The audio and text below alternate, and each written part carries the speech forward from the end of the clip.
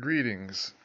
This is supposed to be not digs, but um, Tony, the super aggressive idealist, as it's called right now, Olympics 2032. We're gonna talk about a little bit about autism spectrum disorder and what it entails as far as me actually being this far in my life and how far I got with just whether or not the diagnosis was proper, but also whether or not I actually made the most of it in the first place. There are a couple of nitpicks I have with the autism spectrum disorder community as well as at large, as well as other communities nearby it. You'll hear about the transgenders, the homosexuals. You'll hear about like people who describe alexithymia, which is a really interesting one. ADHD, P, POS, No, I think it's called POS, and then other ones dyslexia, schizophrenia maybe. Some other mental health disorders, and if we have to say it, gender dysphoria. Gender dysphoria. No, I'm not saying that. I'm sorry. But if you know, you know. But anyways, the thing with autism is that I was always in between because I always knew I was weird, but I didn't know what extent that actually could take to. So, for example, simply there are people who don't know they're autistic, right? They have a later diagnosis in the future, and they have a diagnosis that's in the adult years or even teenage years, and then some people don't realize their entire lives that they're autistic, and then some. But then it's like, but you'll have like this demographic where it's like, well, I know what autism is because I'm trying to avoid it. Not the best way to confront your child, to be honest. Because think about it this way: if you simply hearing about autism causes you to think and act differently, then what do you think a neurotypical will do when they actually realize that they're not autistic, right? Kind of like Jared Connery, whose high school told him later on that wasn't actually autistic. His high school told him about the misdiagnosis about it, and then she changed his life anyways. Again, a meal from Jared Connery, the Stephen Vogg's guy. But simply just knowing you're autistic should not change a single thing in your life unless it's actually that dramatic. But that's just my opinion. But there are a couple of nitpicks I'm gonna mention in a second. But the first one is that I don't believe in autism masking. Now, people mentioned this before. This is huge. This is popular. This is huge on the internet. The idea that 99.9% of autistic people mask and hide who they really are to blend in with the society and neurotypicals. I don't believe in masking myself, and not only that, I think of it. I think I don't mask in the first place. And if I'm lying to myself, there you go. Shower work to be done. But I don't believe in autism masking at all. I think either the so-called neurodivergence, quote unquote, shouldn't have to be so entitled to the idea of hiding from people or wearing a theatrical mask, because it's like, if you're trying to hide from other people to be like other people, then why are you even there? Why are you even socializing? Why are you even social? Oh, because I have to. No, you don't. Alone time is important.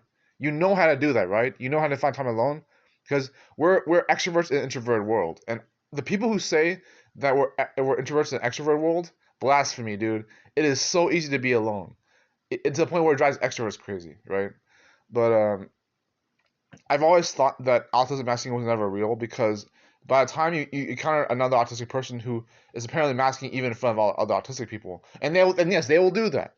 They will, what they think is masking, they will do that. They'll mask even for other autistic people because they don't see, because it's kind of like a big not the same kind of deal, anti-bullying stuff, but autistic people do not mask the way they think they do. What they're actually doing is that they are impressing the idea of being a different person with people that are just like them in the first place.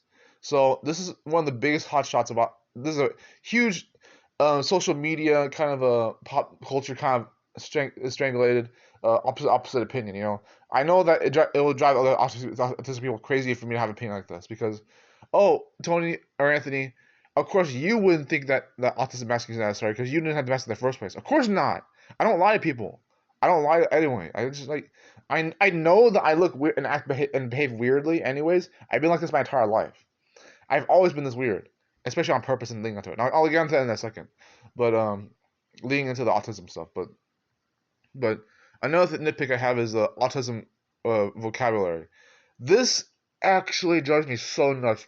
People treat autism the way they treat transgenders. Like, they actually think that the way people see you and how your personal preferences for pronouns and stuff. They actually think that matters in the autism spectrum community world. They behave the same way that a homosexual would if they were mistreated properly or not treated with enough respect. Respect the autistic person. Use the right word. Use the right word for autism. No. Get a hold of yourself. You make us all look bad when you do that stuff. Like when you, I bet even the deaf community would know how to treat that better, or the blind community, where it's like, do not be so entitled up your butt about how people refer to autism. Like, use respectful words like not autistic mental illness. Use autism spectrum disorder. And I did that at first to be positive, but now I realize it's because people are avoiding their own shadow. They don't want to call it mental illness or mental disorder, which it actually is, but they want to say spectrum disorder or like spectrum this disability or even spectrum ability, which to an extent autism is a superpower, but not only a good thing, right? But there are a lot of neurotypicals you talk to that say like, and I don't air quote neurotypical for a reason. I'll get to that, but who say that that neurotypicals misunderstand why an autistic person doesn't have to actually be hiding for themselves, and it's like because the perception is important. It's not just the behaviors of an autistic person. I think I just lost the train of thought with that. It's fun. The behaviors is only half the battle with autism. No, it's perception too. A lot of my autistic friends and peers and rivals miss out on this a lot. They think that the only thing they have to worry about is behaviorisms. No, no, no, no, no, no, no, no, no. Autism is not just behaviors. It's perception. The way you see the world is different from a neurotypical, whether you like it or not. Now, would you want to be entitled to call it a starseed martyr or a starseed chosen one or a neurodivergent? I'm different from anyone else. I'm the divergent from that book that Mockingbird or Mockingjay. I'm the Harry Potter. I'm the no. Stop it. Stop it. Stop calling yourself a neurodivergent. Stop calling yourself neurodivergent. You're not divergent. You're not different. You're not new. You're not unique. You're not rare. You're not special. Stop it. There is no such thing as a neurodivergent. You're not the chosen one. Stop it. Stop it, stop it, stop it. Stop making this world a weird place than it really is. The reason I don't air quote say neurotypical is because being normal is not, there's no such thing as being normal. That's why I don't air quote it. Because I don't have to pretend to say it naturally. But when I air quote say neurodivergent, it's because I don't actually believe in that. Stop being entitled to being on mental health spectrum disorder. Please. Just cut that crap out. I'm so tired of 99.9% of you doing that stuff. It's like, it's so weird. It's like people are so entitled about being trans or homo or autistic, and it's like, if you were so special and extraordinary, why don't I already know what that's like? It's so weird. And then you guys complain about being bullied or disrespected or not using your personal preferred pronouns as an autistic person. Do you know how many autistic transgenders are and autistic homosexuals? Dude, do you remember Paige Lale, the homosexual autistic? And I think to an extent even Invisible Eye is autistic with some other quirks, but Paige, bless Paige's heart, but she's very cocky and full of herself. And she doesn't she means well.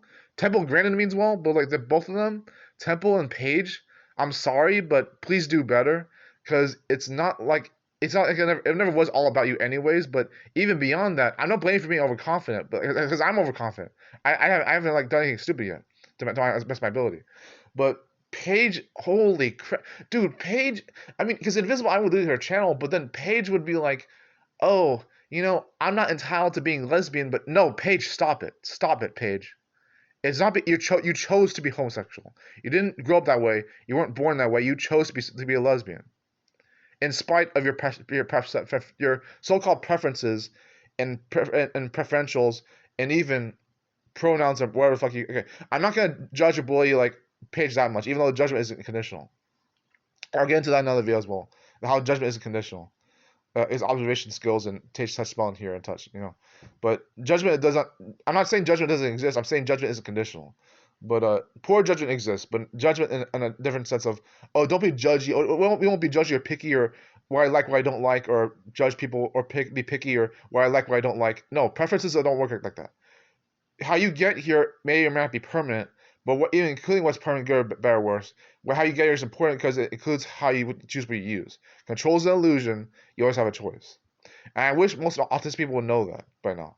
Because I've met really toxic autistic people before who didn't believe in anti-brevity or, even actually being themselves. And it makes me sad, but at the same time, I see hope for people who actually are autistic who don't realize it, including my goddaughter, for that matter. She might actually be autistic. I don't know. Take care, guys.